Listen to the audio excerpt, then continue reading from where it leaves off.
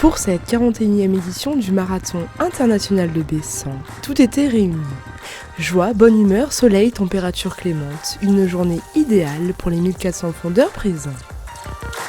Un grand beau temps, des températures clémentes on était un tout petit peu sous zéro, mais c'est ce qu'il faut pour faire du ski et c'est vraiment deux belles journées hier en classique, aujourd'hui en libre. Alors on avait un 2 km, un 5 et un 10 pour les enfants et le 10 aussi ouvert aux adultes. On avait un parcours santé qu'on appelle le Just for Fun, qui est un parcours qui permet aux gens qui ont un peu peur du chrono ou des choses comme ça de participer, profiter de l'ambiance et de se faire plaisir quand même.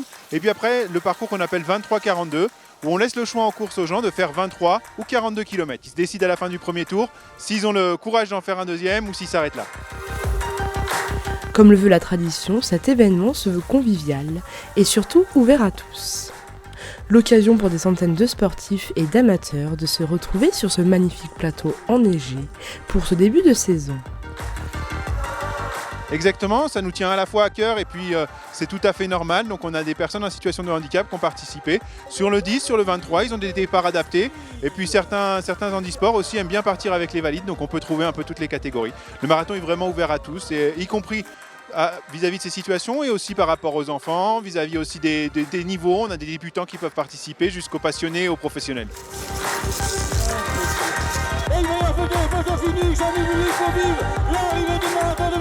C'est Gérard Agnelé qui devance Jean Tiberghien, le tenant du titre de quelques centimètres lors du passage de la ligne d'arrivée. Un sprint final incroyable qui conclut cette course de 42 km en seulement quelques centimètres. Il termine déjà 3e de cette course en 2017. On est parti au début, on était 5-6, après on s'est retrouvé à 4, puis à 3. Et dans la bosse au fond, c'est Simon Perruche là, qui a bien dynamité. Thomas Chambellan a sauté, on était plus que 3 et moi j'ai attaqué dans la bosse là à 1 km de l'arrivée. Et je pars un peu, Jean était un petit peu décroché mais il m'est revenu dessus à 600 mètres. Après je l'ai attendu, on s'est vraiment regardé, puis on s'est joué au sprint à 200 mètres de l'arrivée. Jean c'est un super sprinter, hein, il est champion du monde du 23, il a une vingtaine de départs en Coupe du Monde, c'est un pur sprinter et il est en tête du général de la Coupe d'Europe. Clairement j'ai jamais gagné un sprint face à Jean, donc j'étais quasi sûr de perdre, mais j'ai dit je tente ma chance, on sait jamais. Et puis ça m'a souri pour un coup, quoi. Chez les dames, Alicia Choron s'empare de la victoire. Cette habituée du marathon savoure sa première victoire ici, sur le plateau de Bessan. C'était très dur au début, un départ très difficile et ça a été beaucoup mieux dans le deuxième tour par contre, avec un finish superbe. J'adore venir ici parce que c'est la région de mon copain, donc c'est un week-end en famille, donc le premier week-end de l'hiver à chaque fois, donc c'est un grand plaisir de venir. Nance Peters, lauréat de la 17e étape du dernier Giro, participait pour la 2e fois à ce marathon. C'est sympa, c'est une course populaire où vraiment c'est accessible à tout le monde. Devant il y a les tout meilleurs, il y a des mamies, des enfants, des sportifs de tous les. Moi je suis cycliste, il y a des fondeurs, j'ai vu qu'il y avait l'équipe de France de kayak ou aviron, je sais plus exactement. Moi je me suis mis à mon allure, hein. De toute façon j'ai pas une grosse technique, donc je jouais surtout sur le physique. Et je me suis mis à mon allure, j'ai essayé de faire une course régulière sans exploser le caisson et tenir sur les 2 heures comme il fallait, quoi. Les couleurs du club des Carilis ont été portées sur la plus haute marche du podium grâce à Mathis Favier. On a fait les 2 tours à 3 tout le long et puis ça s'est fini au sprint sur la dernière ligne droite. J'avais envie de me tester sur le 10 km, savoir où j'en étais et j'avais envie de gagner, ouais. Puis surtout que je viens de Maurienne, donc c'est sympa, ouais.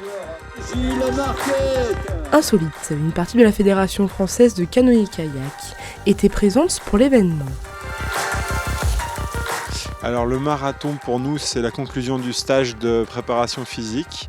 On est là depuis le 4 janvier et on termine par une compétition.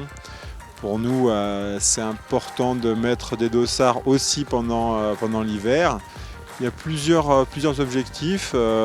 On a dans tous les cas un transfert qui est très intéressant pour le kayak par rapport aux qualités de gainage, les qualités de construction de l'avancement.